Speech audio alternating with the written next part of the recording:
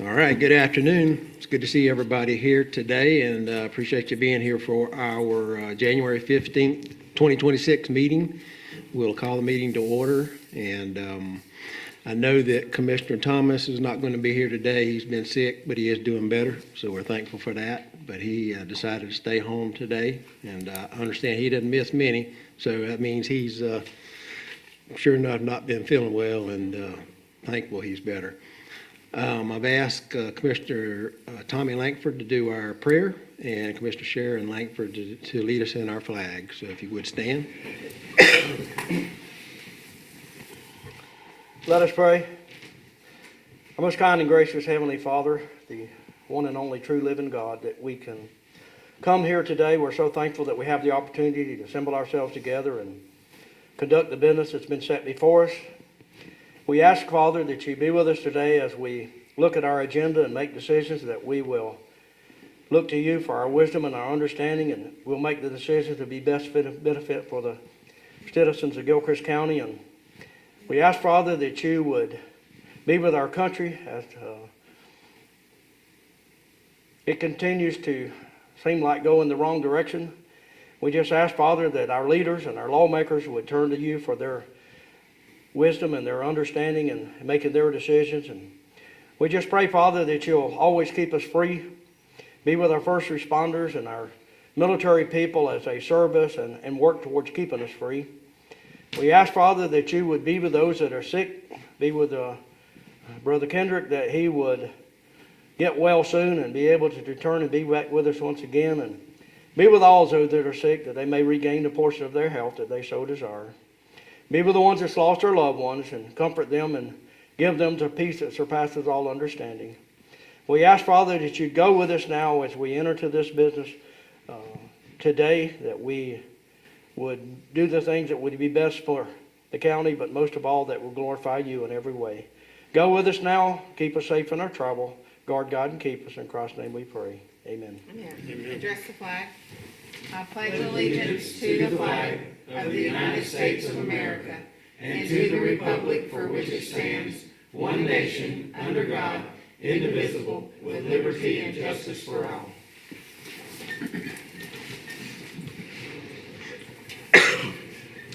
Do we have any agenda changes? Anybody?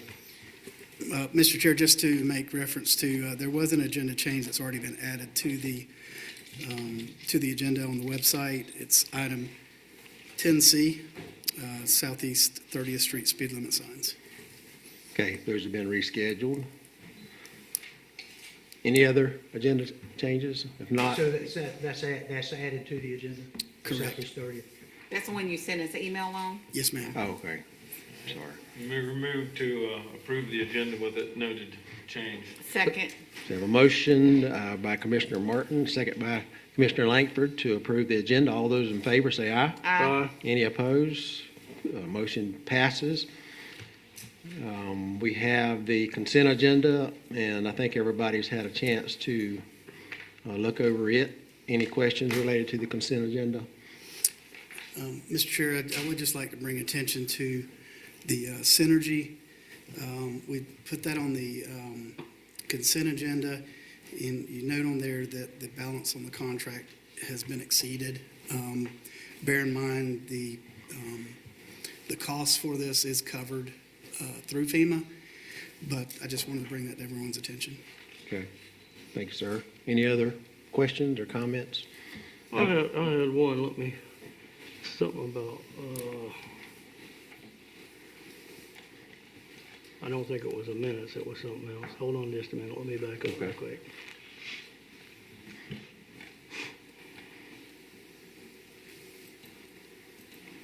I can't make this thing cooperate.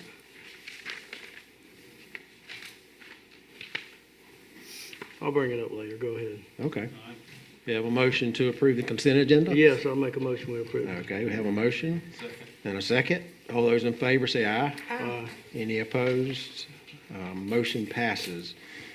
All right, we come to the time in our agenda for public participation. We appreciate everyone being here today, and if so, an item that you would like to bring up that's not on our agenda, we'd welcome you to come forward now, or you have an opportunity at the end of the meeting. Yes, ma'am, come forward.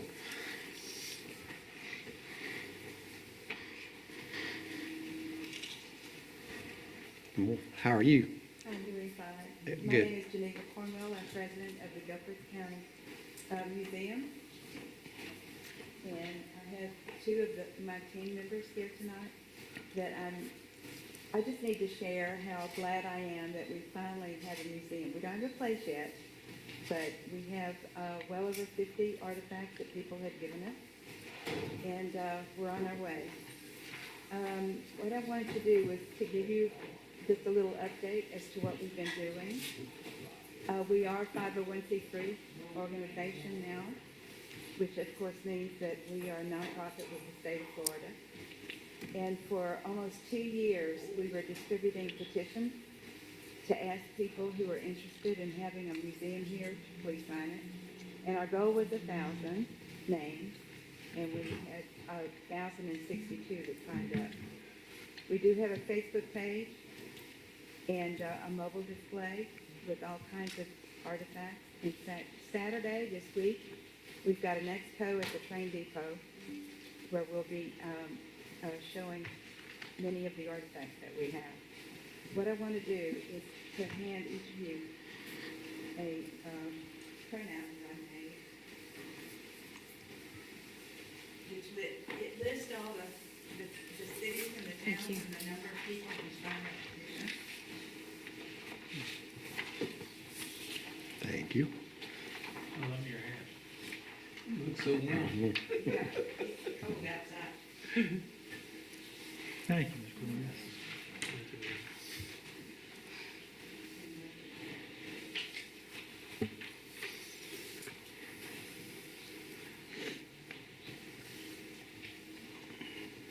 We've been collecting these artifacts, and we've got so many really neat ones. We've got a lady who had contributed, I don't know how you would call it mounted, it's on wood, but it is land grants for here in Gilchrist County that was signed by two different, well, there are two of them, but our president at the time signed them.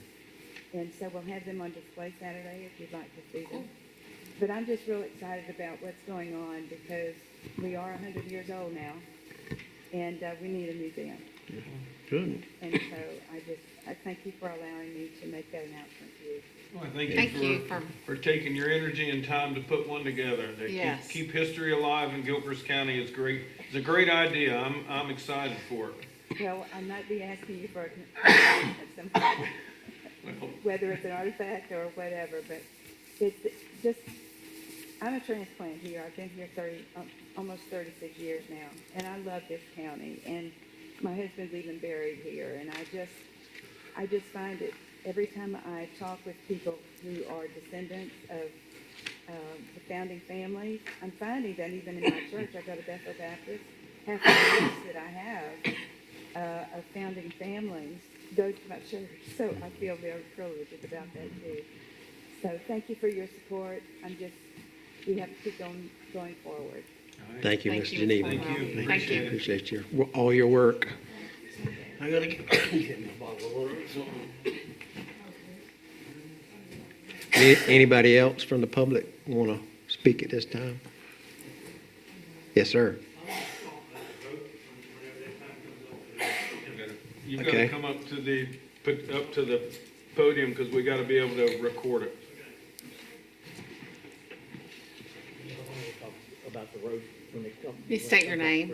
Which road? 30th Street, Northeast 53rd and 30th. Dixie Highway.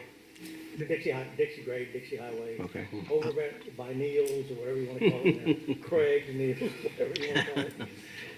So, do I do that? Yeah. Yeah, and Yeah, go what ahead. was your name again? I'm Captain Ron. Captain Ron. I got a couple questions here, that's what it is. When will they start the work on that road, on 30th? Bob, you have any idea when the contract will be presented? The bids are due, they were due this week, but we had to postpone it for, on the bids. So the bids are due in next Tuesday. So once you get them, you gotta review them. Time you get into contract, that's around 45 days. And lately, it's been taking anywhere from 4 to 6 months before construction starts, because there's so much construction. That's not too bad, being it's 40 years or better. Been on the docket for every 5 years. Yeah. Probably sometime during the summer, hopefully. We're so glad it's getting paved finally, and I know, yeah. Which tore all of our good cars Yes, up, sir. so why not another one? How long should it take to finish it, any idea? If I had, most of those contracts are 120 days. This one may take a little bit longer. I think once the paving starts, it'll be done in 120 days. But there's also some of the electrical poles and infrastructure that's going to have to be relocated before they can start the construction site. Also, there's some awful big hills in there. Are they gonna have to shave any of those down for safety reasons? No, I won't say that they won't a little bit, but you start moving a lot of dirt, you price yourself out of building a road, so it's probably gonna pretty much follow the same terrain. But it's just some of those poles are very, very close to the road right now, and with it being paved, they'll have to be backed up some. It's pretty much paved in place, isn't it, Bobby? Pretty close, yes, sir. Yeah. Okay. Will there be ditches on the sides of the road when it's put down? Let me just answer all those questions, that question with one question, it may answer some more. Okay. Anywhere there is required drainage, they have to meet the drainage requirements by FDOT, so that would be yes. So anywhere there's a drainage issue or drainage problem, there will be ditches. Ditches will be shaped and formed according to meet the protocol. Okay, good, because I think everything needs, drainage is going everywhere anyway. And I was gonna ask about sand pits, but will they take down the fences on the side of the road when they need to do that? Some yes, some no. Okay, and this is for the sheriff's department. Will they be patrolling the speed limit out there? Because everybody's asked, I talked to a lot of people out in my area, like 70 or 80 of them, and they said that was their biggest issue if they pave it. That there's gonna be speed zone down, speed crazy down there, which it already is. We need a patrol out there once in a while, to check it out, especially mornings and evenings, because they just fly down the road. And so they're gonna pave it in place. That means it's gonna be just like the Alachua County side of like Baptist Church going out towards Newberry Road. You know what he's talking about? When you cross 337, Alachua County put millings from there, or what, chip and seal, from there on out to 45, State Road 45. But Basically what, it'll be a lot better road than that, a yeah, lot better. basically what we mean pave in place is gonna follow the same path it does now. That they're not gonna change where that road is. Right, but I mean, that, they just slap down asphalt on the road. No, this will be, this, no, you'll have a base that's, tested. You will have asphalt that's tested. It's just like if they were out there doing 47 or. It'll be like It's not Gay a Road. chip Yeah. and seal road. It'll be like Gay Road that you Yeah. went and looked at. Yeah. Okay, so we're gonna have a paint stripe down the middle of the road so we know. Yes, Yeah. yes, sir. Yes, sir. Excellent, okay, that's what. It's gonna be regular pavement, not chip and seal or the millings. It's gonna be regular, like a, Hot mix asphalt. Virgin asphalt, yep. All right, Yes. and I wanna say something about Jennifer, the lady that does the county, what is she, Code. code. code enforcement lady? She needs a raise. She did a great job for us out there on 53rd Terrace. We had some terrible situation out there, and she has resolved it very well. And Well, that's good to hear. commend that. So, Yeah, Good to thank hear you. that. when I talked to her last time, I said, I'm gonna tell them at the county commission, they need to give you a raise. Good. So, there you go. All right. Thank you for coming. Appreciate it. Anybody else from the public want to speak? All right, seeing none, we'll move on to constitutional officers. I noticed we had the sheriff with us. Thank you for being here today, sir. An honor to be here. Bobby Schultz, Sheriff, Gilchrist County. Happy New Year. It's been a while since I've been in front of you, and I just want to take a couple minutes to fill you in on some things that's going on, stuff that you know about, stuff you may not know about. But first off, it's not a rumor. My undersheriff, Robert Willis, retired last month after 25 years. He decided he's going to go to greener pastures, and he's obviously an attorney, so he's went into private practice, and we wish him well. We did the citizens of Gilchrist County a great job, and we thank him for it. I've been asked, what's my position? Am I going to be filling that position? The answer is no, not currently. The money that will be freed from his salary, I'm going to be adding the position I've been asking the board for a few years on an investigator. So I'll be creating an investigator position for that, which I have filled. The rest of the money will be going to utilize the other things to subsidize some of the things I was asking for in the last budget year that I may or may not be able to afford. But I do reserve the right at some point to fill that position. I've done it before. I started out as sheriff. I did the job myself, and we'll be fine. We're gonna take care of the problems, and he put us in good shape as leadership and his management, financially and fiscally and operation-wise. We're in good shape, and like I said, really keeping on. Secondly, it's been a topic of conversation about the city of Trenton. As of yesterday, I don't believe that they have an active police department. They're going to be advertising for a new police chief there. They downsized. They didn't eliminate the police department, but they downsized. And what impact that have on us? When I was approached by the city leadership about what impacts would have on me, I said, I don't know, but we're going to take care of it. We're going to provide law enforcement to the city of Trenton, just like we do Bell and Trenton. No more, no less. And there was room for wiggle as far as in the future, if we see that things aren't going the way they think, then they have options, which is to work with the board of county commissioners, pay them some money to do above and beyond what the rest of the county does. This is not unique for us. We've done it before. We're going to give it 110%. There's a reason why Gilchrist County is one of the safest counties in the state of Florida and in the United States. That's not going to change. I told them failure is not an option. We absorbed 2 of their officers. We had some openings, so we absorbed them. The other 2 we wish well, and I think the city of Trenton did them well after they parted ways. But I'll be doing a series of smaller events to make sure the city of Trenton understands what coverage they're going to have and that they're not being lost in translation and transition. But again, I notified them, the city of Trenton, that if things aren't up to what they believe it should be, they was to contact me and we would have a discussion at that point. We did not receive any money. We took some of their surplus, very little, and there's going to be conversations once they fill their police chief about receiving more stuff. They just don't know what they need, and they want the police chief to decide what they give us and they transfer over to us. Another part that y'all need to be aware of is the state of Florida's probation and parole will be moving from Chiefland to the city of Trenton, their office, which that means that all people who's on state felony probation will be coming to the city of Trenton to talk to the probation officers. They'll be based out of here from part of Alachua, all of Levy, all of Gilchrist, and all of Dixie counties. The reason I bring that up is because with that means we'll be bringing anybody who has a warrant from there. They'll call us up. We'll transport them to our facility. We will keep them at the sheriff's office. We'll notify the agencies for which they have a warrant out of, and we'll be housing for a period of time. It's going to be taxing on our employees that we have. We have 2 transport officers. So we're going to try to get them out of our jail as fast as we can. But some of those things, it takes a little while. Is there any extra funding that comes with that through the state? So why did they choose us then? I mean, I didn't ask those questions, and it was a done deal before. So Where's their office gonna be located? I believe it's going to be Based, China.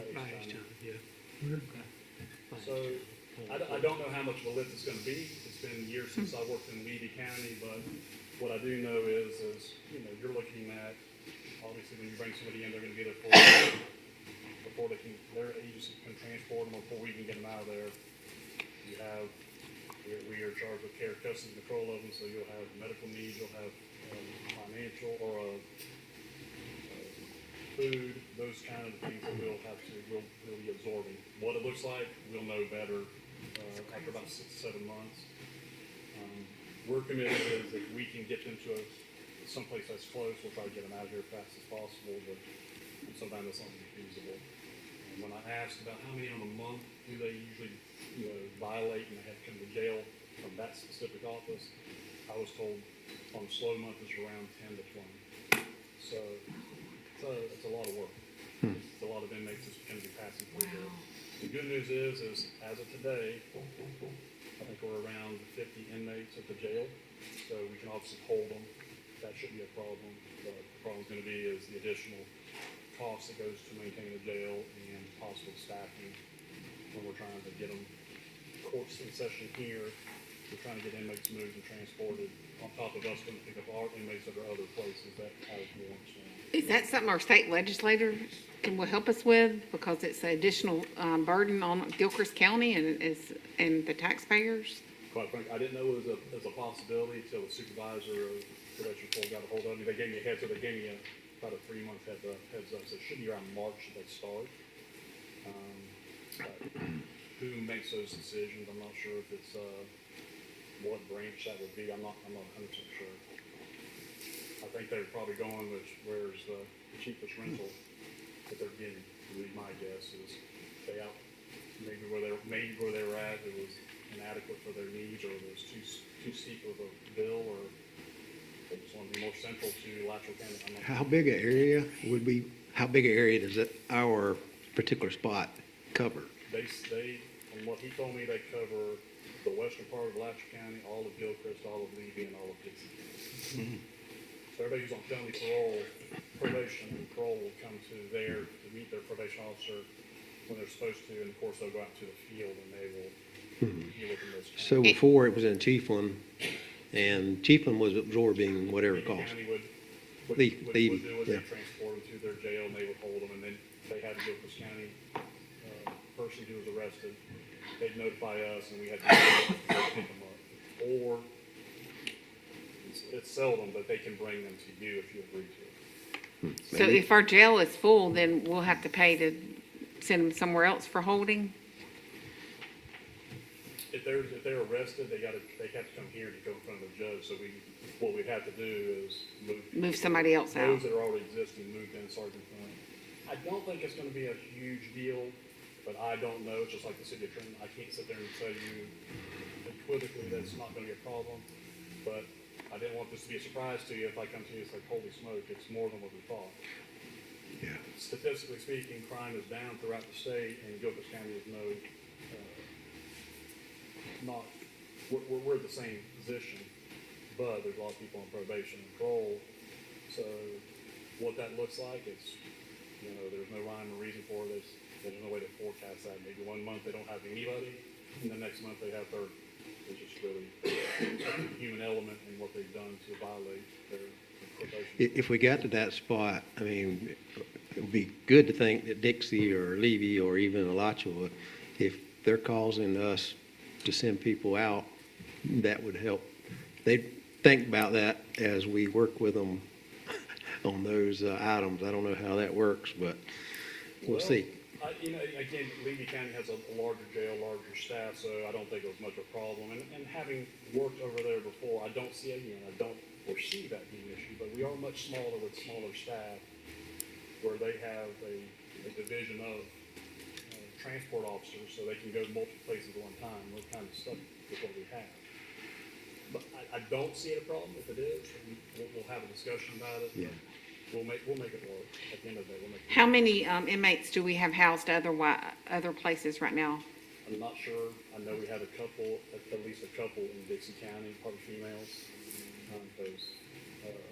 just because of classification issues and shortage in that pod. But I don't think we have very many of those. You probably know better, Bills. Yeah, I mean, it varies because like some are there for 30 days and then some are only there for a partial month. So when we get the invoice, there may be 8 or 9 names on the list, and some of them are there for a full month, but some of them are only for partial. I think since the last time we talked, It has gone down. It has gone better. down. And traditionally, this time of year, we do go down. Springtime is usually a pretty active part of the year. So I don't anticipate it being much more than what it was last year, but again, I can't guarantee that. And then, well, this is kind of positive. I believe finance, and I know I talked to Mr. Crosby about it. We are looking for ways to make money or bring money into our county using those grants that we think are reasonable. So we have some grant applications out for to pay for salaries of new people going to school, for law enforcement school. Our Guardian program, we train individuals in our school system to carry firearms. So we received a substantial amount of money for that, for the training and to get equipment to do that. And then we're working with the school system with the K-9. And so we're going to be putting a gun sniffing dog into the school system. And so we're hoping to get that funded as well. Mr. Crosby's working with our office on the salary of sending somebody to school. So that's promising. We haven't done that in a number of years. Quite frankly, it's been so cumbersome, but we feel like it's time that we start taking advantage of some of those opportunities. And if we got everything awarded, you're looking at, I would say it's savings to the county of about $200,000 or so, maybe a little more than that. And that's on top of, we do a VEST program, we do FSA asset program where we can get some stuff from them. So I'm always here asking for money, and I won't say poor mouthing, but I just wanted y'all to know, because I hear about in the county, why don't we do grants? And we do. I just wanted, for those that are listening on the social media and our media, and for y'all specifically, y'all get asked, we put it for grants. And some are good for us, and some of them, all that glitters isn't gold. Those apply. I think these are good legal things that I think we can use. But I wanted to put y'all on notice on that, how that works. I'll work with the individuals that were responsible for the monies, and it'll obviously be some type of either reimbursement or something that y'all pay for. But that's something that clerk's office and Mr. Crosby can work out. But we're excited about it because we're doing more with what we can get our hands on. And I've talked to some of the folks in Tallahassee. I feel good that we'll get the total amount that we're asking for. Good. Very good. So with that, also, one of the things that's come up in previous budget stuff is the vacancies that we have. We just about, on the law enforcement side, we have filled every position in law enforcement, which is, we haven't done in probably at least 5 years. And in dispatch, I think we're 1 or 2 down, but I think we have some people that's available for that. And corrections, we are down a couple or 3 positions, and we're hoping to get those filled relatively soon. So my goal was by May 1st, be completely staffed with the funds that the county gives us, so we have a true understanding of how much money we have left over after personnel services have been satisfied. Because it's very hard. So any extra money I usually have I can give back to the county is usually from that area. Because we can't hire somebody, so we have that money and we try to give it back. So if we have everybody, our roster full, we'll have a good idea of what we have and really what we, not moving money around to pay for, robbing Peter to pay Paul. So I look forward to that to kind of see where we stand. I don't know.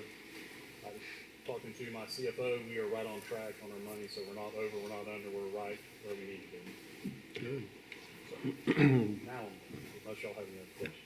We appreciate you being here, all your work, your leadership, and not only here, but Tallahassee, you're well respected, and that helps us as a county, and we appreciate that. One of the things I was going to mention, Florida Tax Watch just put out a comparison to other counties, both county boards, county commissioners, and our budgets, and we'll talk about that at some point. But also they had a report on sheriff's offices, and what I saw was it was about $240-something per person is what the expense for you in this county, which ranks very well in the county, in the state. I think there was 45 or 50 counties that were more expensive than Gilchrist County. And so we appreciate what you're doing along those lines. And I appreciate, more importantly, I appreciate the citizens and their willingness to work with us and understanding that without law enforcement, you don't have the programs that you have, and you certainly without first responders, you know, no sense in having the county. So, thank y'all for what y'all do, and again, thank y'all for entertaining me today. Thank you, Bob, we appreciate it. Mr. Chairman, I'd like to compliment the Sheriff's Department. As many of you know, we had a death in our family last Wednesday night, November 7th. And my wife and my mother-in-law and myself had to handle it. And we called the 911 and we called the Sheriff's Department. Of course, they notified them, but their response time was excellent and their work was excellent. The sheriff helped us tremendously, stayed there till almost 12 o'clock that night. The deputies did their job very well, and they had to do CPR and all, and they did a great job. They did the very best. Unfortunately, my father-in-law didn't come back, but they did everything we felt like that they could possibly do. And I was well pleased with how they handled everything and how they responded, so I just want to really thank them for what they did. They did a great job. That's why we have Gilchrist County and can be thankful for what we do have. They do a fantastic job. Definitely do. So, thank you for that, Tommy. Any other constitutional officers? Not see anybody, so we'll move on to county administrator items and Mr. Chair, we do have a time certain. time certain. 4:15. 4:15. All right, who's going to handle that? You, Mr. Richards going to handle that, okay? Yes. Richard Roman's Finance Director. This is a resolution for the tax collector's office for his increased statutory salary increase. So that's what this is for. It's $6,000. A resolution, I'll read it by title only and give you the budget amendment entry also. A resolution of the Gilchrist County Board of County Commissioners amending the general fund budget. This amendment increases the budget for expenditures for the tax collectors to cover the statutory increase for constitutional officer salary. Increased budget is recognized through the use of reserves for funding and establishing an effective date. Whereas the amount of the reserves to be used is $6,000, the increase in the budget will also be $6,000. Upon your approval, the budget will be amended and increased by $6,000. Okay. Motion to approve resolution 2026-03 and budget entry 26-001. Second. Have a motion and a second. All those in favor of budget amendment for the tax collector's office, say aye. Aye. Any opposed? Not hearing any, so motion passes. Thank you. All right. Pretty much a mandate. Yeah. Yes. Talking to Pam, she did not feel that she had surplus funds to cover that increase, so she just felt more comfortable, going ahead and getting a little increase now to cover it. So, Okay. said I'd bring it to you guys. Thank you. All right. Mr. Crosby, your items? Yes, sir. We have a 4:30, we have another time certain at 4:30, but on this particular time certain, No, the 4:30 was- Rescheduled for, Rescheduled. yeah, but rescheduled what for we have to February do, 2nd. and Mr. Lane might can advise you better on that, we need to open this up, and you need to, because of the advertising part. Okay. And then we need to make a motion to, reschedule to to continue to February the 2nd of 2026. That's Okay, okay. Okay, so I can make a motion to reschedule resolution 2026-01 and ordinance 2026-01 to February 2nd? Yeah, continue the public hearing until that date. Okay, so moved. Okay, you have a motion? Second. And a second? Public participation. And to continue this item on February the 2nd, any public comment or input? Not seeing any. So all those in favor of that motion, say aye. Aye. Any opposed? Motion passes. And do we need to do the same thing with He, the, he did them both. both? We did both Okay. of them. I went ahead and did both of them. All at right, the same Mr. time. Crosby, back to your items now. We have one. That's 4:30. Now, do you need to do the 4:35? It pertains to the same. Well, we're not there yet. We're not 4:45 yet, so we're talking Well, we got to do 4:45. We did the 4:30 one and the 4:35 one. Yeah, now we got one at 4:45, but All right. gives us 10 minutes. My first item today is under E911, and this is a bill that we received a grant for $100,000 for cybersecurity related to E911. And this is a contract that the Sheriff's Department entered into a year ago. They've actually made the first payment, I think, last year, may have been the second one. But since the Sheriff's Department entered into it, which is fine, we have received this grant, and we're able to pay this through the funding of that grant. So instead of the Sheriff's Department having to pay it, we would like the board to approve that we can pay this $28,620 through the E911 cyber security grant, and recognize the contract that the sheriff has. Are you okay with that, Mr. Newton? I guess the board would just need to approve it, waiving bidding requirements due to the fact that the contract's already in place. And due to the fact the sheriff vetted the contract? Correct. Okay. Let me add a couple of things, you know. Okay, yeah, whatever you want. Y'all, leave it to me Your to, turn. leave it to me to throw a couple. No, I'm a little bit confused about the contract, and I read the contract. I see that the invoice is dated November the 1st, 2025, but I see that the estimate that was done by Mr. Howe was 11/19 of 24. The contract has already been signed, and so what are we accomplishing by this right here with this approval today? Are we non-pro-tunc approving an estimate back from the 24th? So what I'm understanding is we're assuming a contract that the sheriff's office had already approved. If this had been an initial contract, it should have been brought to the board prior to execution.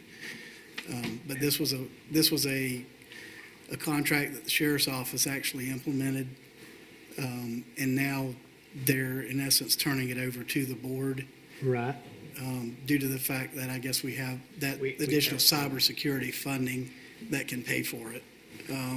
That's my understanding. I had questions as well. After hearing the explanation, it makes a little bit more sense to me. Right. Because that was, my concerns was, why are The numbers the dates were. the dates were skewed, and I very couldn't quite- weird, and originally I thought it was just executed this past November, and then I saw that it was the 2024. But again, it makes a little bit more sense to me now, but I had concerns with that as well. Is why are we approving a contract kind of months later, and when the board should have been approving originally, but again, it makes sense now. Those And- grants have come in now. Yeah, Is it overdue? well, it was due in November, but it was just brought to our attention, so. I must have said the wrong thing. I've got the sheriff up here now. Bobby Schultz, Sheriff. No, we were under mandate, we had to have the cybersecurity per FDLE. So in November, we didn't know about the funding source, and I don't know if the county did either, so. We did. Yes. We were looking for ways to, Fill in some of the gaps. The 911 board gave us $100,000 that should be earmarked for cybersecurity. And my instructions was it needs to go for cybersecurity and can't just go for the regular E911 software. It needed to refer on the invoices to cybersecurity for the county. And that was from my audit experience and my audit eyes looking. Whenever I see money that's earmarked from the 911 board for cybersecurity, then I'm gonna look for that on the invoice or in contract that would be made. So this was a good, So this is a little good bit thing. different I have the in money the, right now in yeah. a liability, it's called unearned revenue. So it'll be moved into a revenue in 911 as we pay these. It's a little bit different than our normal expenditures in that it's a state requirement and it's state funding that's specific to this requirement. 911 board Yeah. gave the instructions that it needed to be spent for cybersecurity. And we probably didn't communicate well enough with the county when we were trying to do this, so we did it ourselves.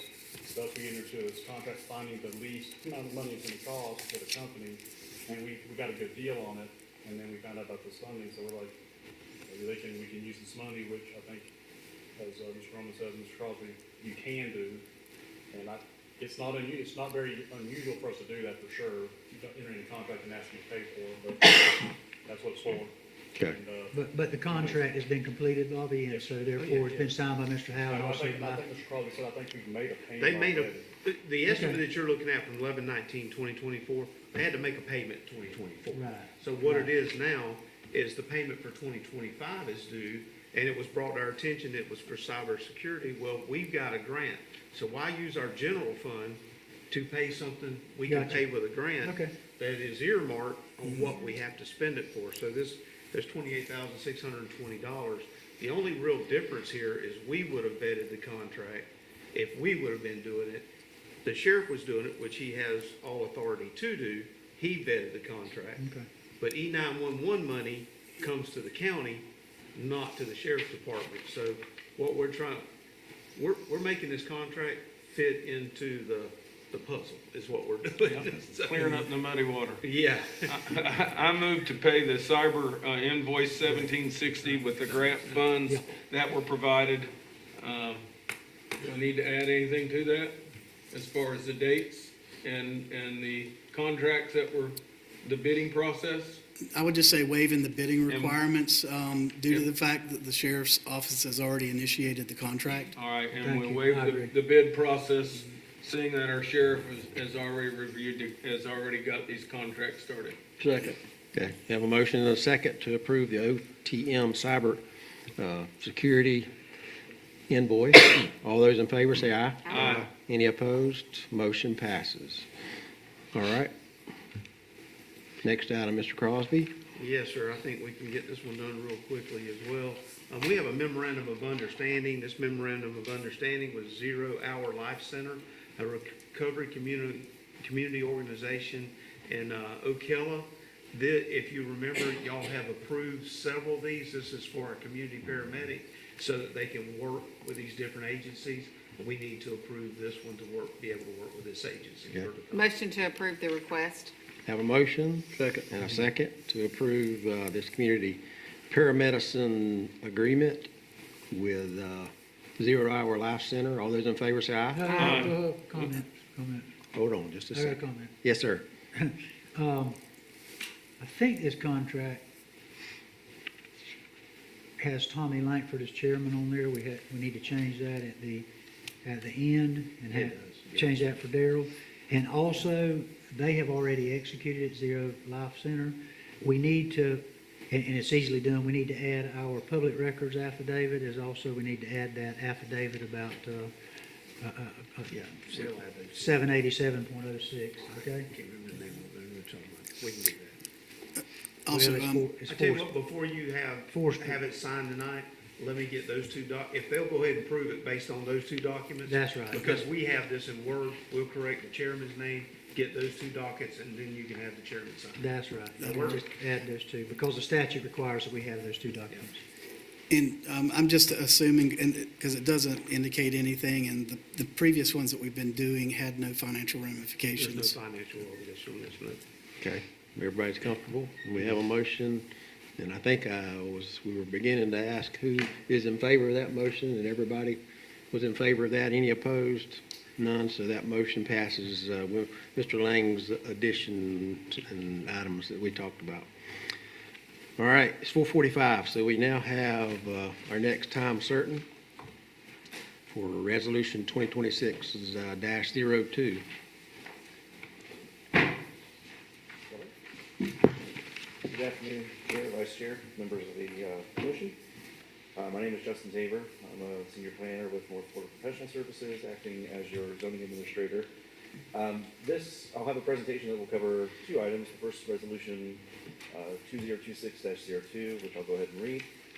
The resolution of the Board of County Commissioners of Gilchrist County, Florida, serving as the Planning and Zoning Board of Gilchrist County, Florida, and the local planning agency of Gilchrist County, Florida, recommending to the Board of County Commissioners of Gilchrist County, Florida, approval of an amendment to the future land use map series of the comprehensive plan pursuant to an application submitted by the pursuant to an application by the property owner under an amendment procedures established in sections 163.3161 through 163.3248 Florida statutes as amended, providing for amending the land use classification from agricultural 5, A5, to agricultural 2, A2, and removing the neighborhood commercial overlay district within the unincorporated limits of Gilchrist County, Florida, repealing all resolutions in conflict and providing effective date. So if we could slide down just a little past the report here, I've got a brief presentation with some maps to kind of help you. Justin, this is site-specific quasi-judicial. This is, yes, sir. Thank you for reminding me of that. So it is quasi-judicial, so we should. Let me just read a few rules, and we're working on some amendments to this, but a quasi-judicial hearing is the board is well aware, because it's site-specific, and at the conclusion, the board will render a decision. You can approve, deny, or approve with conditions. The chair, commission members, party, or staff can raise objections to irrelevant or immaterial testimony or evidence that's presented, or testimony that's unduly cumulative or repetitious. At this point, if any board member has had any ex parte communication or outside contact with the applicant, you need to disclose that on the record to remove any presumption of prejudice. I have none. None? Hearing none, if any board member has a conflict of interest, you should file a memorandum form 8D with the clerk, disclose that on the record. None. Okay? As we've stated, Mr. Tabor with North Florida Professionals on behalf of the county will be presenting the application, followed by questions from the board. The applicant can then make their presentation, if any, followed by questions from the board. Then there can be public input, followed by any evidence. Then the board will make a deliberation. Any questions? Let's have Justin raise his right hand and repeat after me. Do you swear or affirm that the evidence you're about to give will be the truth, the whole truth, and nothing but the truth, so help you God? Our witness has been sworn. You can proceed. Thank you, sir, for keeping me on track and having me pause there for a moment. All right, so this application, it's RZ 2025-01. Again, it's a change to the land use map and your land use district, which is your zoning. If we go to the next slide. The application is requested by Christopher Gamir, PE of Gamir Engineering, LLC, acting as agent for Paul Smeltz, who is the property owner. Again, this is requesting to amend the future land use map of the comp plan and to amend the land use district of your land development code from agricultural 5 to agricultural 2, and to also remove the neighborhood commercial overlay district that is currently on the property, that is about 5.01 acres in size. The property is located southwest of the intersection of State Road 47 and County Road 138. You can see the tax parcel number there. So a little bit of background, the neighborhood overlay district was applied to the property by a former property owner in February of 2006, again through a petition submitted by the property owner at the time. The owner is seeking to change the land use on the subject property, as you'll recall, in association with a proposed development for a self-service storage facility, which would be permitted by special use permit in the A2 district. So this is a slide to show you the location again, southwest of State Road 47 and County Road 138. The next slide is the existing land use and zoning, which you see on there. That's the neighborhood commercial with the A5 on the property as well. And then this would be what your zoning map and your land use would change to, being A2 on the property with no commercial overlay. You can see real quick that you do have A2 located to the south of the property with one parcel in between, and then immediately across State Road 47, so the proposed change is logical. So we've reviewed the application for consistency with your comprehensive plan and find it to be consistent. You can see the elements which we've identified, goals, objectives, and policies that support the proposed action. Go to the next slide. As far as compliance with the Land Development Code, Section 12.06 establishes the procedures for amending the Land Development Code, including map changes. We find that the application complies with all applicable standards of Section 12.06. And our recommendation to you is for the Planning Commission to approve, or to recommend approval to the Board of County Commissioners for the proposed amendment and adopt Resolution 2026-02. And then for the commission, likewise, to approve the proposed amendment and to adopt ordinance 2026-02. I'm happy to answer any questions you may have. The applicant agent is present. And we're available. Yeah, Justin, this was, as I recall, previous meetings, there were discussions about alternatives, and this is the one that everybody agreed Yes, sir. would Yes, work. You'll recall at your December meeting that we considered a text amendment, and through that discussion, the thought was it might be a better approach to change the zoning rather than to change the code, which would apply countywide. So yes, sir, this is reflective of what you saw at your last meeting. Okay, and I know we have the applicant and representative here. I'm assuming that you agree with this alternative, hopefully? Yes, we're very happy with it. Chris Camere, agent of the applicant on the site plan, and also I have this revised site plans here that I'm reviewing with the owner for the small adjustments, and we'll have the pack and peel in a couple days for the site plan SUP, so we're very happy. Very You're not good. going to be presenting any further I evidence? have no objections, there's no issues at all, we're all on board. No problem here. Very good. I'll make a motion that we approve Resolution 2026-02. Second. We have a motion and a second to approve Resolution 2026-02. All those in favor? Public. Public, any public input? Yes, sir. Jeff Hardison, just one question. Back at the beginning of the slideshow, I thought it said RZ 2025-01. I didn't know if that's a Scrivener's error or if it's... That is actually a designation by North Florida Professional Services. Ours is actually just the resolution. It's the same piece of property, just different. Thank you. Thank you. All right. All those in favor of that motion, say aye. Aye. Any opposed? Motion passes. Thank you, Justin. We appreciate all your work. Yes, sir, but you're not done with me yet. Okay? Ordinance. Yeah, next is the ordinance, so go ahead and present that, please. Again, Mr. Tabor is under oath, and he will remain under oath for this presentation as well. And the board doesn't have any conflicts or things that need to be disclosed. Okay? Thank you again, Mr. Chair. Justin Tabor with North Florida Professional Services.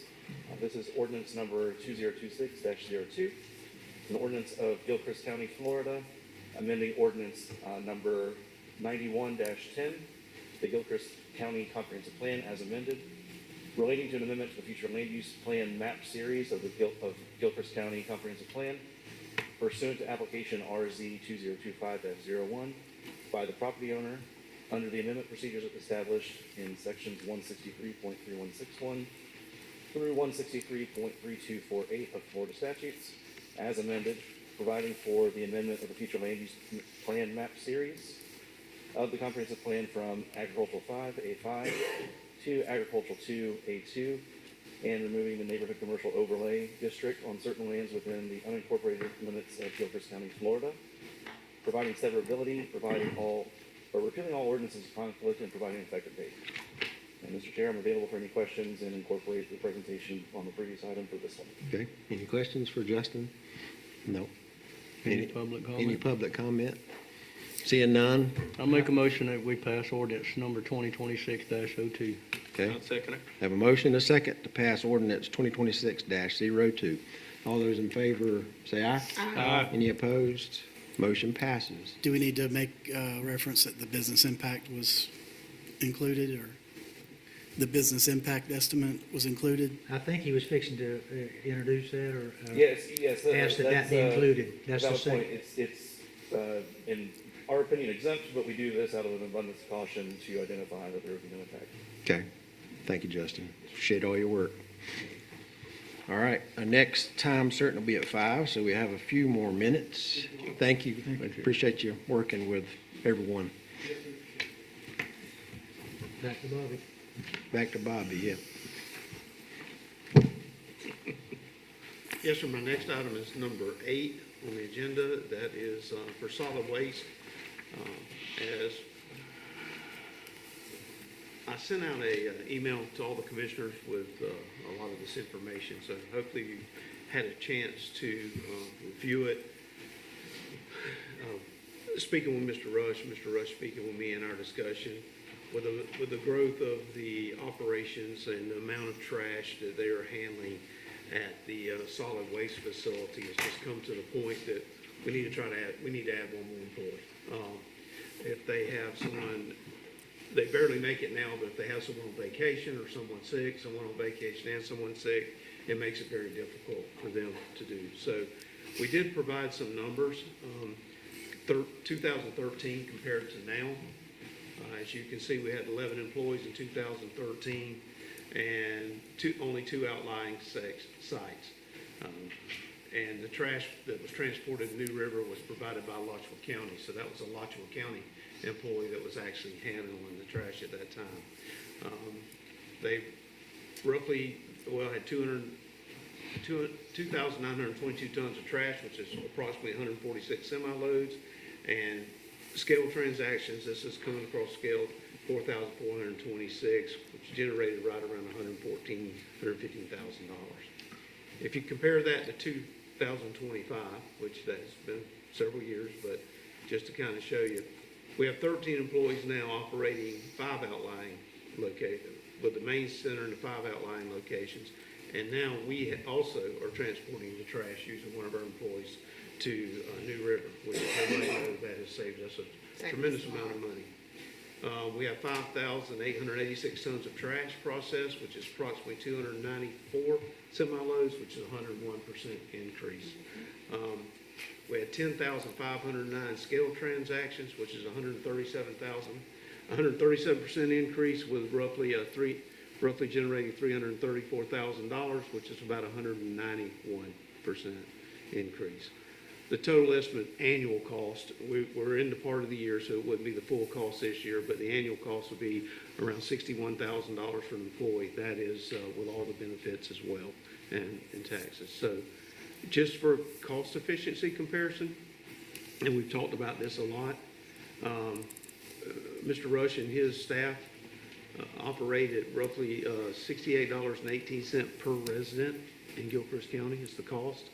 Levy County is at $239.37 a resident, and Dixie's $231.48 per resident. So you can see that they're running it very, very efficiently. The next is a graph.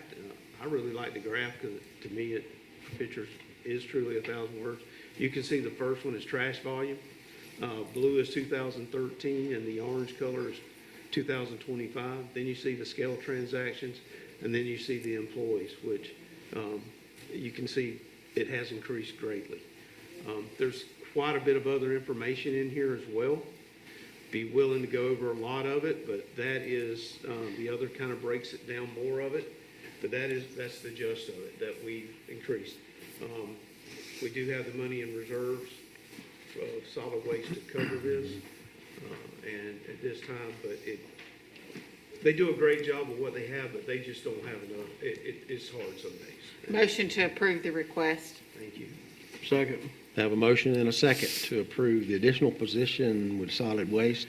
All those in favor say aye. Aye. Any opposed? Motion passes. And I appreciate the breakdown and how you Yeah. explained everything in the handout. And we appreciate the job you do. I've been up there and they are always Johnny on the spot, taking care of you, and the guys are nice. They help you unload your car when you need to, and the outlying people are happy, and no one's complaining there. So we appreciate what you do, and it's obvious you need someone else to help you, and we're glad to help you out there. I do have a question. I do have a question for you, Bobby. Do we have a problem with out-of-county people using our facilities, like maybe over at Waukesha or 47? I think that people randomly get checked, and we just had somebody just last week from Alley County who had been checked and come over and bought a permit. And so, we do the best we can. And I think you do a good job on that. Yeah. I know over in Dixie County, I think you have to have a sticker on your vehicle and all that kind of stuff. Stressed a whole lot. You don't think it would behoove us to do something like that? I mean, you don't think it's that big of a problem? I do not. Yeah. I don't. Okay. Well, I mean, if, certainly our trash has increased. I just wonder if part of the increase might be out of county people. And if we went to a sticker, we could resolve part of that. But if it's not that big of a deal, then it probably ain't worth the cost of the stickers. I think the manned sites has helped. Yeah, the man sites have helped a lot. Yeah. Before we had manned sites, I think we were definitely seeing Yeah. more of an issue with it. Okay. The Okay. the good thing is that the gentlemen who work these outlying sites, they got great attitudes, they're real friendly. They get to know the people that comes in there. So Yeah. Oh, yeah. if there's an odd person that doesn't come on a regular basis, and if you take your trash off on most time, you're gonna go every few days or at least once a week. But they learn who's coming. I mean, I think they all look forward to seeing each other and standing around and talking sometimes, which Yeah. is great. Yeah, I was mean, I'm asked for glad my they have driver's that license relationship. before Moose got there, one time. So they do ask periodically? They do. Oh, yeah. Okay. If they don't know who you are, they're gonna ask. Okay. Good. Good. And just, I want to say two things if I can real quick. I really do appreciate Bobby and the job they do down there. They're always efficient.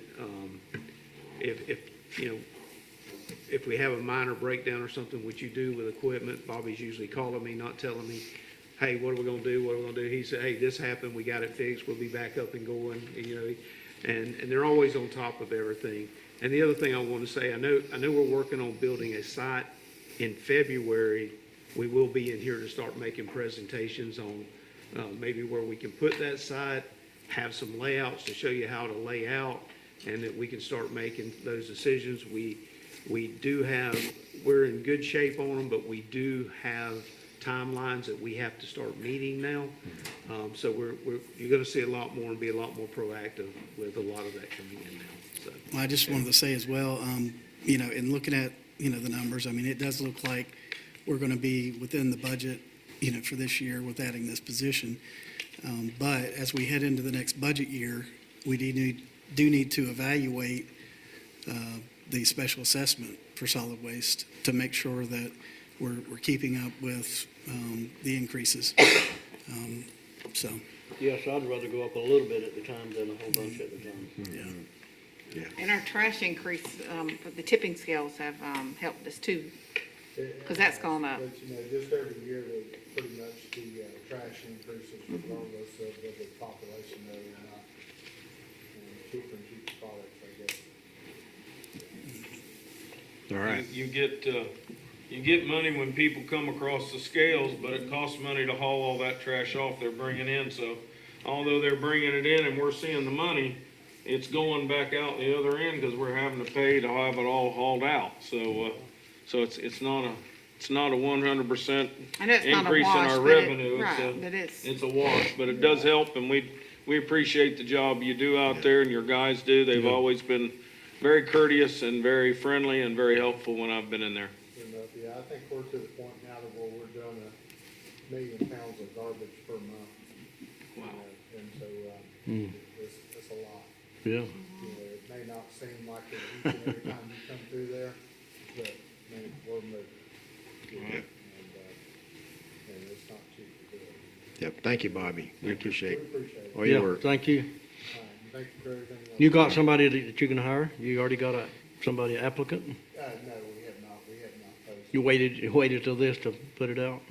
Yes, sir, we'll have to. But figure you- out yeah. Exactly, what we're gonna do and what days and how we're planning on doing it. Good. And go from there. Does it, I'm sure it does, are you looking for someone to help drive trucks? So they're gonna need a chauffeur's license, or you looking for a kid who's just graduated high school and looking for a job? At this point, I couldn't honestly say,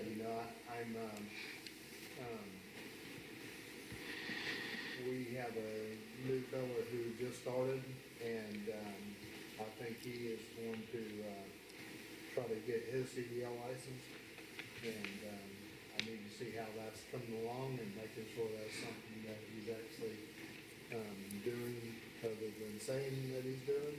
And, that would decide on that.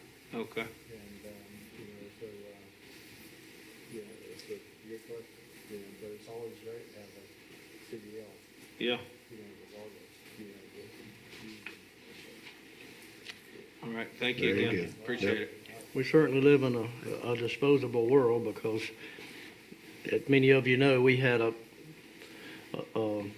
funeral this past 5 days. We've been having a lot of company, and we generated 15 bags of garbage in 5 days.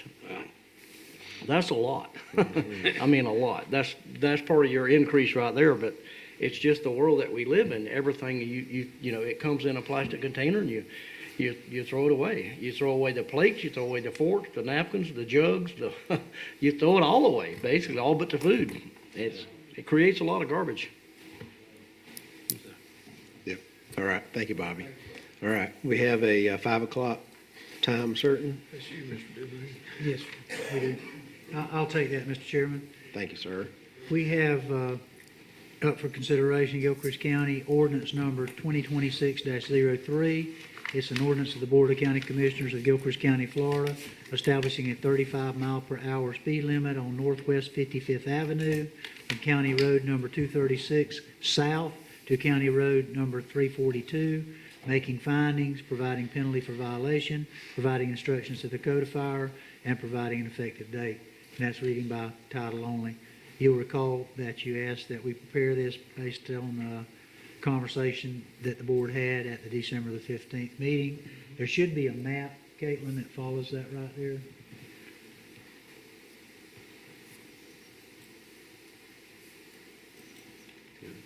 There it is. Big shrink. You can go west of Aiken's Barbecue on 342 until you get to 55th.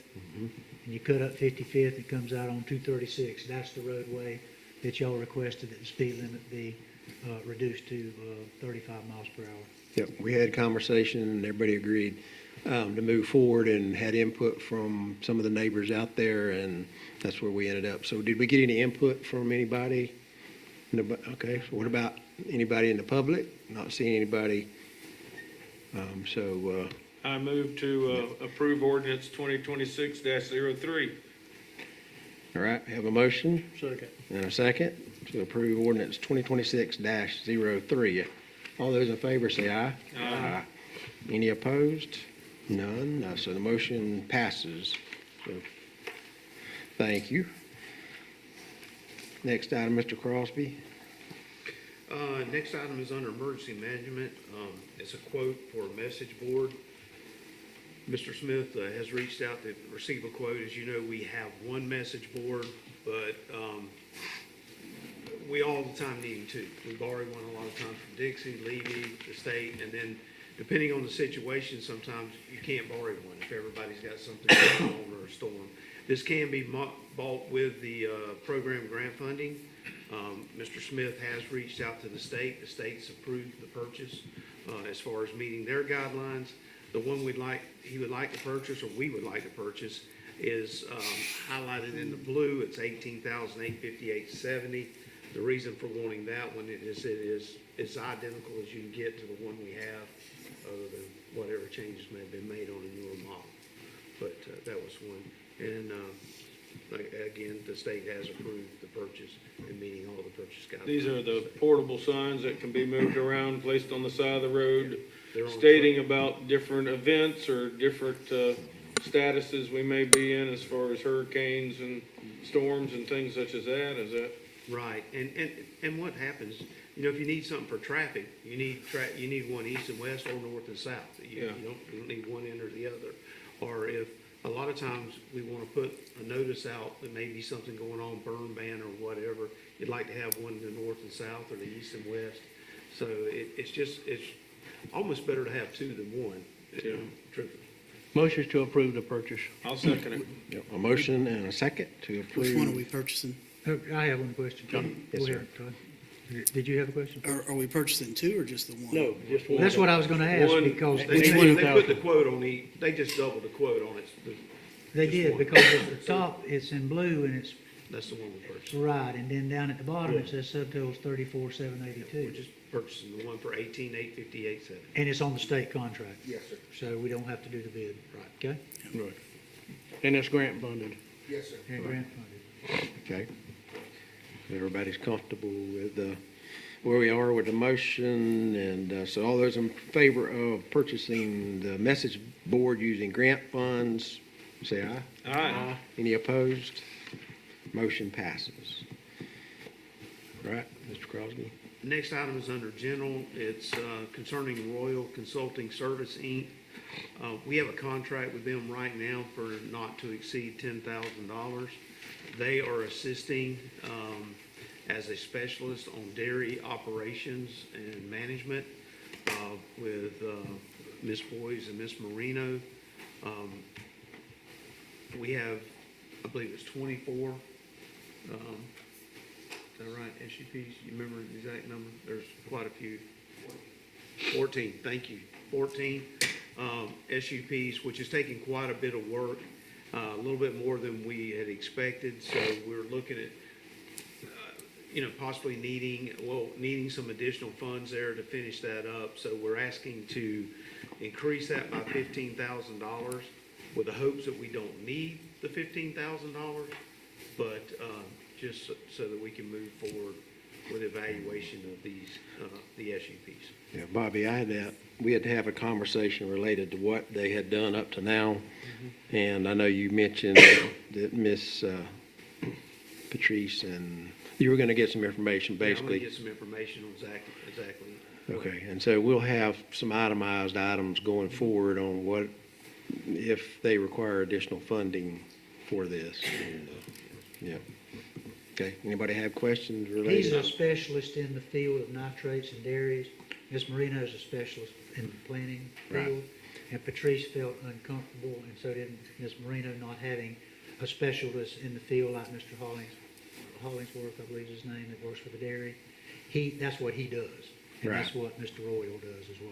So that's the need for that person there, that we can counter whatever the dairy might say when you get here to the public hearing, as far as the nutrients and that sort of thing. Speaking with Ms. Patrice, she feels like we're pretty much, have got almost all the information that we will need for them, but we will want to have him here at the meeting when we discuss the SUPs for any questions that may come up that are related to dairy operations, so that we can have an expert. And I think the board, we mentioned this to you, we want to try to do nothing that day except those SUPs, because 14 of them, with all the testimony and evidence that'll have to be introduced, and the experts that'll be testifying, it will take quite a long time to go through all those.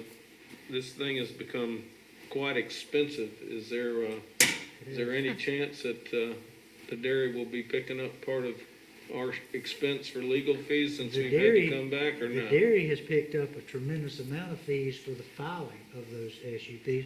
Bobby has the exact number, but it's, I don't have the exact, it's right at $60,000 that they've had to that they pay. paid for the, I need to go in, I know, I was thinking the other day, I need to look to see what we've expended yet. We haven't expended $60,000 in this part as of yet, but they did pay. Our budget numbers are gonna get to look kind of weird, but maybe before this is over, because they paid a big portion of it last year, and now we're spending a big portion of it this year. So, but when we go, we'll be able to tell you why we're doing that. We've actually collected the money. We're spending it in another year, so. Okay. But we should be real, we're probably gonna be real close to the number that they paid us. We may be a little under, we may be a little over, but we'll be real close to that. So you gotta send letters to everyone around, So, and so we're voting on each one separately, correct? Yes, ma'am. that's good. so you're requesting up to $15,000? An additional 15,000. An additional. Up to an additional 15,000. That will make the total $25,000 in the contract. Only for this Royal Consulting Services, Inc. Okay. So what we're funding is our research and expert testimony That's correct. when it comes that time? That's correct. Well, he's doing some research and providing information now so that we can,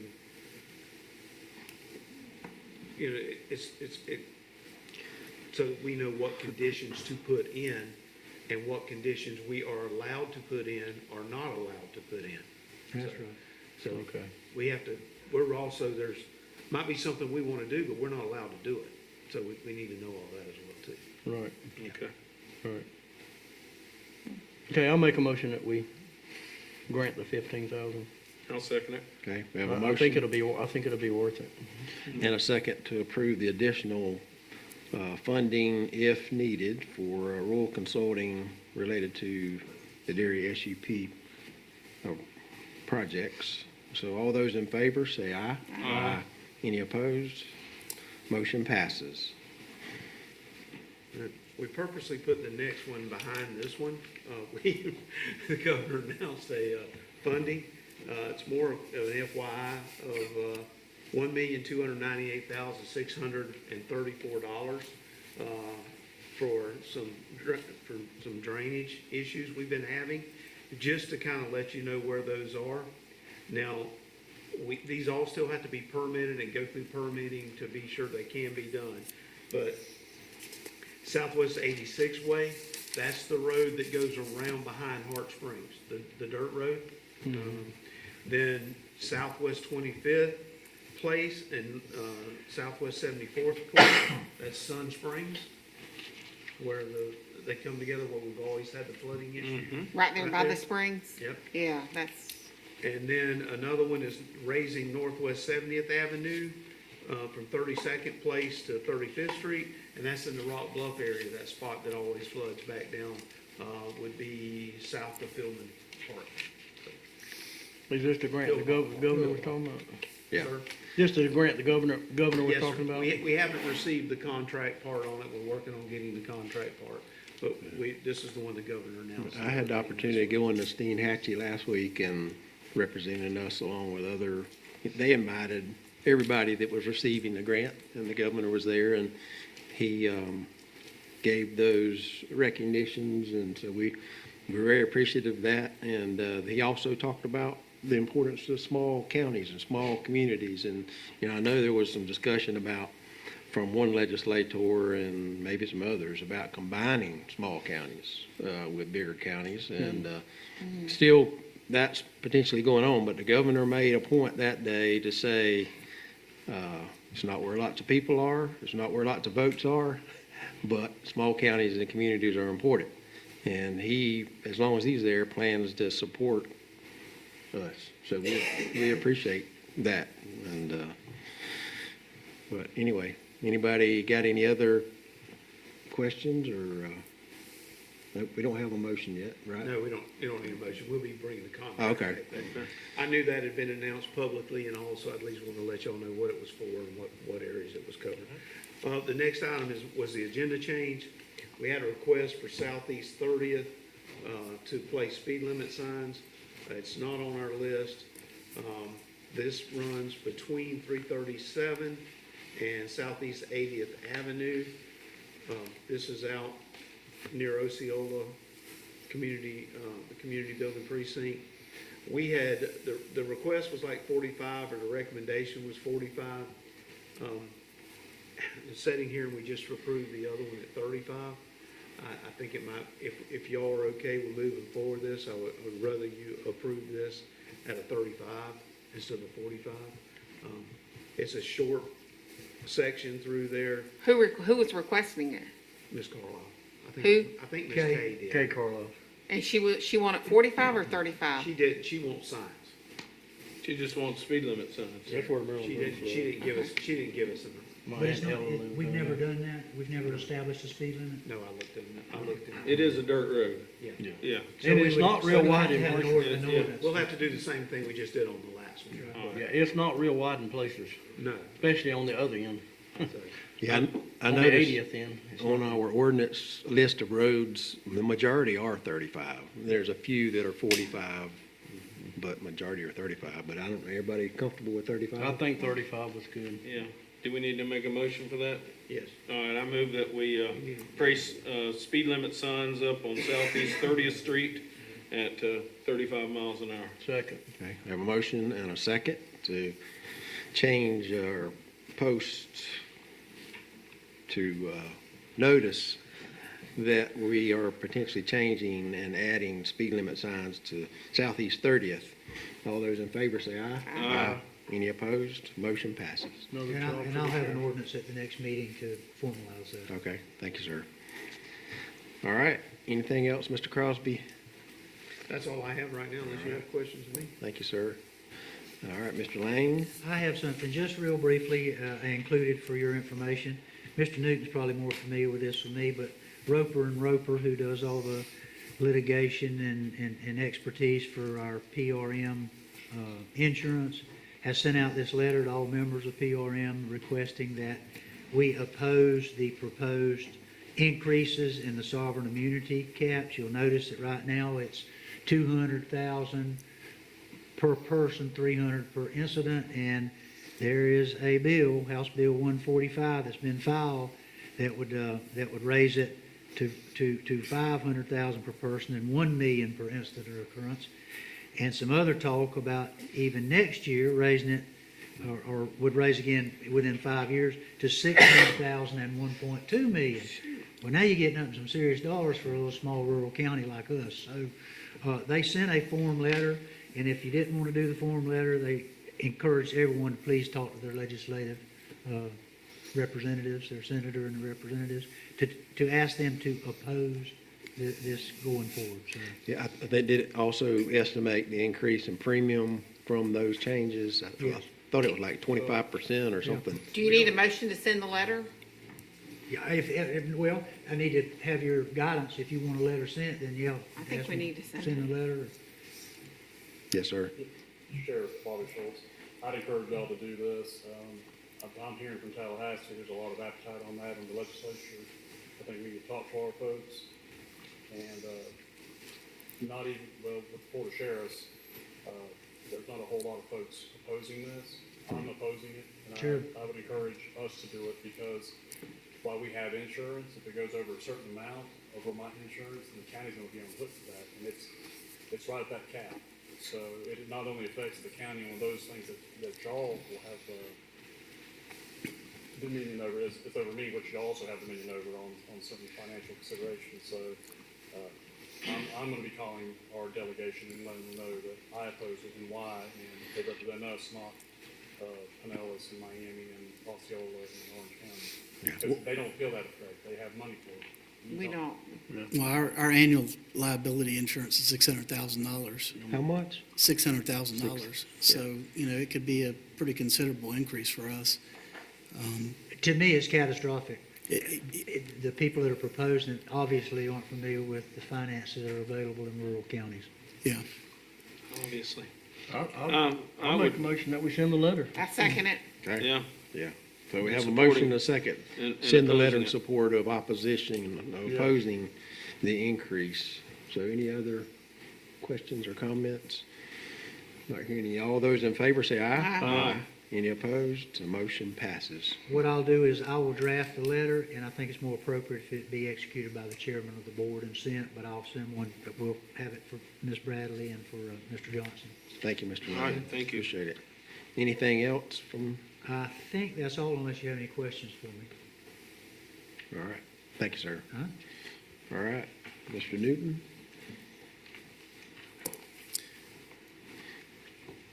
Thank you, Mr. Chair. First item on my report is budget recap as of January 8th. We're 27% into the year at this point. On general revenue, we've had year-to-date expenditures of just under $8.5 million. On revenues of just under $13 million. So revenues are finally catching up to our expenditures, which is good. In fire, we've had year-to-date expenditures of, just over $300,000 on revenues of just under $850,000. In transportation, the year-to-date expenditures just over $500,000 on revenues of just under $384,000. So in transportation, our expenditures are in line with where we are year-to-date. Revenues are still coming in slow. Moving down to EMS, we've had year-to-date expenditures of $718,000 on revenues of just under $1.4 million. And in solid waste, year-to-date expenditures just under 300,000 on revenues of just over 676,000. Everything appears to be in line with the time of year that we're in. So, any questions on that? Any questions from Mr. Newton? Nope. All right, if no other questions, so last year we had a workshop discussing a fire surtax, and there was indication that we were, excuse me, potentially interested in moving forward with that. And of course, since then, there's been a lot of discussion about property taxes, changes potentially that are going to be on the ballot. And so I just wanted to get the board's indication. Do we want to consider moving forward at this point? And if so, we could bring an ordinance back at our next meeting for approval or discussion. Any thoughts or questions, or, did you want me to give you kind of a quick synopsis again about what it looks like? I would be in favor of it. I think it's a win-win for us, because anybody that spends money in the state of Florida would help us pay for our services, and then it would reduce our MSTU on how much we have to pay. I mean, I'm for it myself. I mean, I would make a motion to move forward if that's what we need. And this is just for fire. This is just for So fire. this would reduce our special assessment on fire, but not our MSTU on EMS. So it's interesting. Hamilton County is the last county that actually had this approved. They did do the full 1%. And in looking at a lot of their information, it appears that they strictly did fire. And I'm not 100% certain why that was, and it may have just been the amount of, interestingly, their funding is a little less than our funding potential. And so I don't know if that's the reason they just did fire. The amount of funding at 1% that we get is more than our total fire. But it's not more than, when you consider the 50-50, the part of EMS that's covering what they call pre-emergent services, which this is, this particular surtax is eligible for. In talking about the uses, it says it's for funding fire rescue facilities and services used for emergency fire rescue services, including preventing, extinguishing fires, protecting and saving life and property from fires or natural or intentional acts or disasters, for enforcing municipal, county, or state fire prevention codes and laws pertaining to the prevention and control of fires, and providing pre-hospital emergency medical treatment. And that's where, we feel like, utilizing it for assistant on the EMS side, makes sense. Again, Hamilton County didn't do that, and I'm not sure why, but they did it different. But, our thoughts were, being as we fund a lot of our positions 50-50, that it makes sense. And, it's an eligible service, the pre-hospital emergency medical treatment. So based on that, we believe that we would be able to affect not only the fire assessment, but also the MSTU. So we'd be helping on the ad valorem side as well as the special assessment side in reducing the tax bill. And this has to go on the ballot, right? It does. So the process at this point will be, hopefully at the next meeting, we bring the ordinance, the board approves the ordinance. Once the ordinance is approved, we send that ordinance to OPAGA. OPAGA then immediately hires a firm to provide an audit of our services. Once the audit is completed, they have to complete that typically within 120 days. And then we have to make sure that we get that back 60 days prior to the November election. So as long as we get that audit back within that 60 days of the election, it goes on the ballot, and then the people make their decision. They either say yes or no. If they say yes, then January 1st of 2027, the surtax would go in place. So they would start collecting the revenue January 1st of 2027. In the next budget year, we would actually adjust our budget based on the amount of estimated collection. And we would decide the amount, 0.5%, 1%, whatever. So, my recommendation would be to put on the ballot for the 1%. If you only do the 0.5%, you're limiting the amount that you're going to get. Oh, yeah. We're estimating somewhere around $1.8 million in tax revenue from the 1%. And so that would cover a large portion of the services that we provide. If you only do the 0.5%, then you're cutting that in half. Yeah. It'd be Yeah. around 900,000. No, I think the 1% would be great. So, it's like if we're going to do it, we might as well go full force with it and have the greatest impact that we can to reducing the property tax bill. And I think it would help people understand the amount of revenue that it would generate to go towards those services. Yeah, So it'd be a 1% increase in sales tax. correct. And whatever, 1.8 million, whatever it is, will be reduced in property tax. Correct. Yeah. Yeah, the way the statute reads, it has to be in essence, a dollar for dollar reduction. So it's a net, net flat overall, but to the property owner, it's a reduction. Of course, the advantage as well is that other people are able to, the property tax, it's just the property owners that are contributing to that. Spread it out. So this would spread it out over, anyone that's making purchases, and again, of course, it's not affecting your food, things like that. It's only going to taxable items. But any tourists that come to Gilchrist Correct. County, are going to help us with that. Absolutely. Well, even people from Alachua County that Yeah. say shop at the Dollar General up there on our end of the county now. When Yes. all those people come over there and shop at the Dollar General, and it's been very busy, that would even Absolutely. apply there. Oh, yeah. Yeah. Okay. I don't know how y'all feel, but I feel like we need to move forward with it. Okay. I Let's mean, put it on the ballot.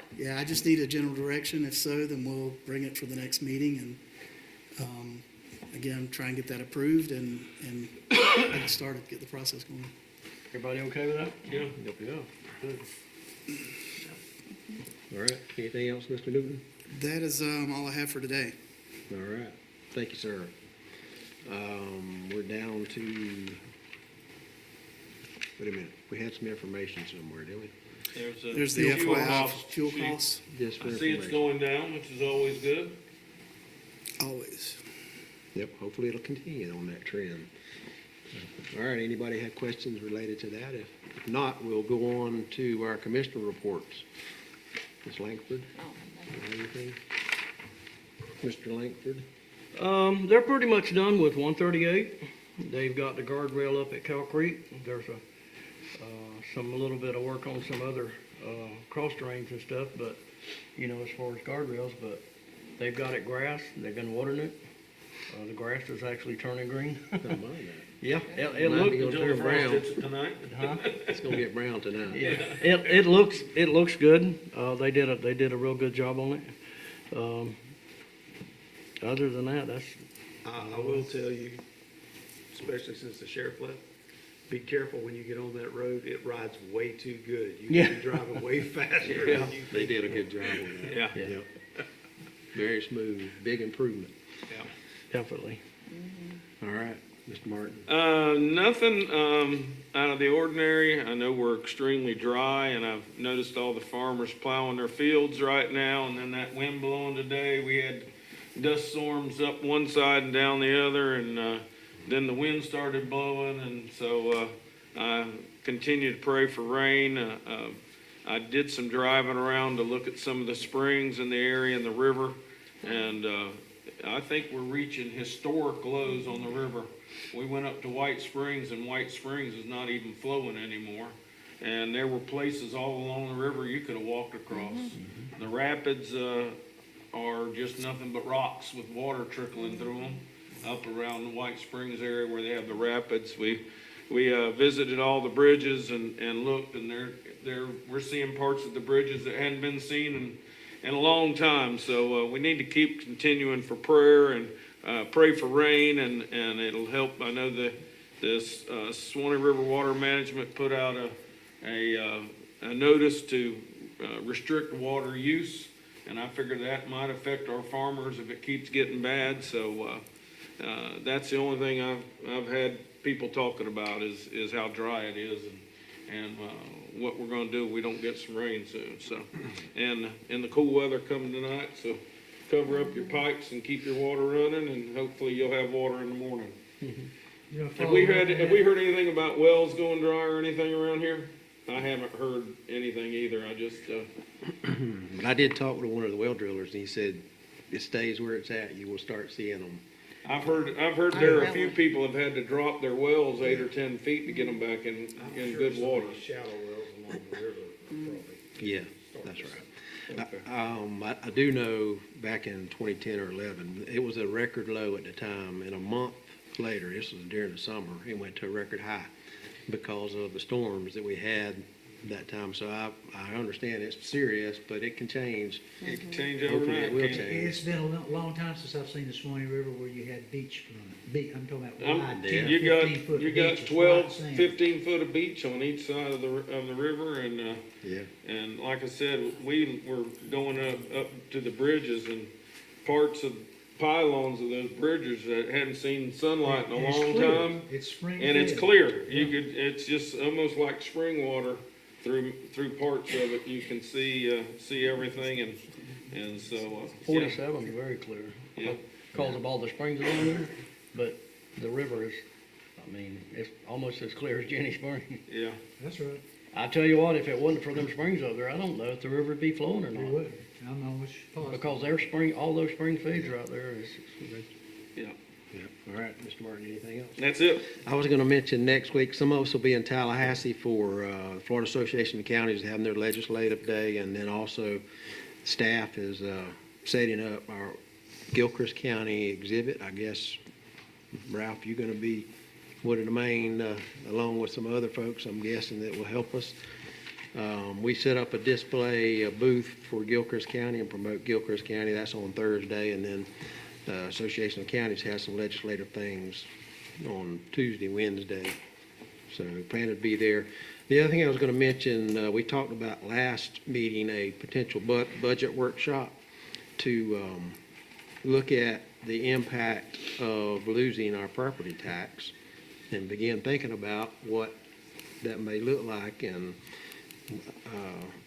talking to Mr. Newton earlier, he was thinking maybe in March we would be potentially ready for that. And if we all agree, that's still a good idea to kind of like Wakulla County had. Maybe you've seen that or not, but they just outlined what the current budget is, where they get the revenues from, what's required to fund.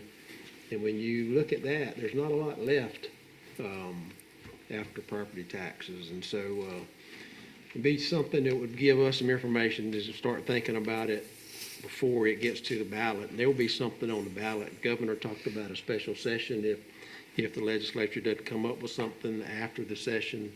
So I expect something's going to be on and it'll pass, I think, because most people, they don't want to pay. I understand that. I don't want to pay. But also there's consequences to losing that source of revenue, and how we figure out to make it up for, currently our public safety, the sheriff's office, our fire EMS, our transportation roads, and our solid waste that's most of our budget right there. That's over 75-80%. I don't know exact numbers, but that's the kind of thing we talk about in the budget and look at. So everybody okay with doing something like that? it'd be I interesting. think the question is going to be, when do we want to try and look at doing it? So the first meeting in March is March 2nd. I know the first week of March for me is typically trial week. Okay. And years ago, that didn't really mean anything. It was just a week on the calendar that meant we didn't have anything going on in court. Unfortunately today, it's likely that there's going to be 1 to 3 trials that week. And so, I normally have jury selection that day. It's kind of a busy day. So I guess my question would be, we want to look at doing it a different day other than the board meeting potentially, or The second meeting in March is March 16th. And ironically, for me, that's also going to be a challenging day. My winter conference is that week. This year, fortunately, it's actually in Ocala. So, my plans at this point is I've got meetings all day that Monday.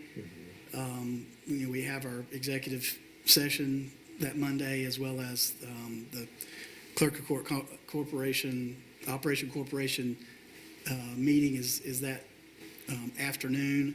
And I serve as vice president on that, so, I need to be in that meeting.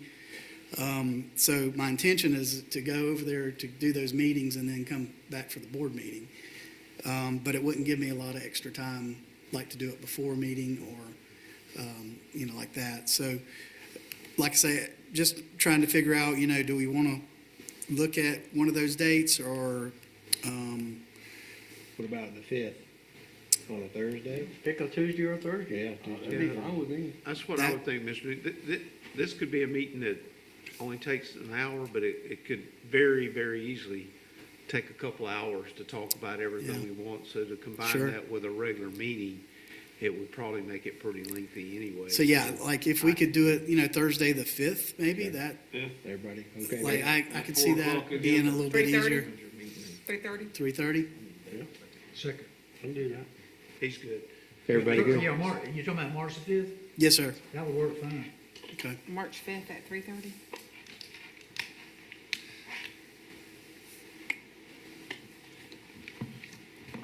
All right. Thank you, Mr. Newton and Mr. Romans.